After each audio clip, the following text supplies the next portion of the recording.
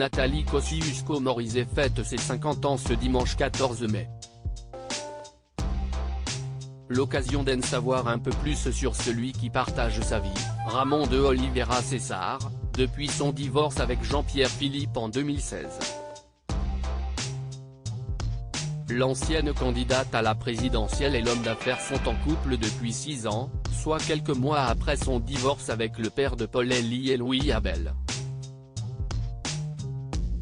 Depuis son retrait de la vie politique, Nathalie Kosciusko-Morizet a emménagé à New York aux côtés de son compagnon, où ils vivent loin du tumulte de la vie politique française.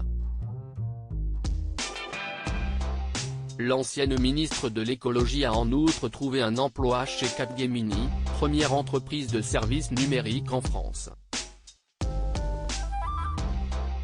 Elle a intégré la branche américaine de la société pour devenir patronne de l'activité Project et Consulting de la division chargée des infrastructures du cloud et de la cybersécurité.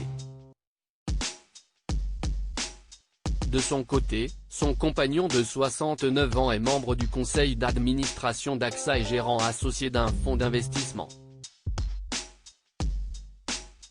En 2021, il a pris sa retraite en tant que président d'Équitable et d'Alliance Bernstein. Supérieur à ces femmes politiques qui conjuguent politique et maternité. Les États-Unis, une chance pour ses enfants. Ramon de Oliveira César est né d'une mère française et d'un père argentin. De fait, il écrit sur son blog être un passionné de tango.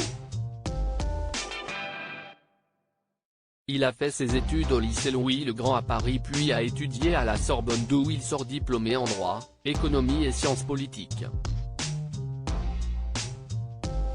Après plusieurs années à Paris puis à Londres, il est ensuite rapidement parti à New York, où Nathalie Kosciusko-Morizet l'a finalement rejoint quelques années plus tard.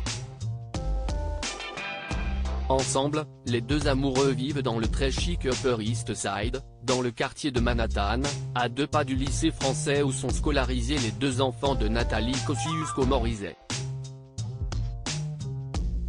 C'est formidable pour mes enfants. Ils portent mon nom et j'avais sous-estimé l'impact de la violence politique. Je les ai vus se transformer, avait-elle expliqué dans les colonnes du Monde en 2019.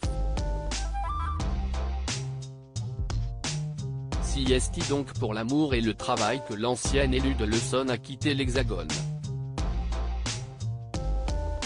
Elle voulait trouver un vrai travail, sans faire de relations publiques et d'ouverture de portes, selon elle.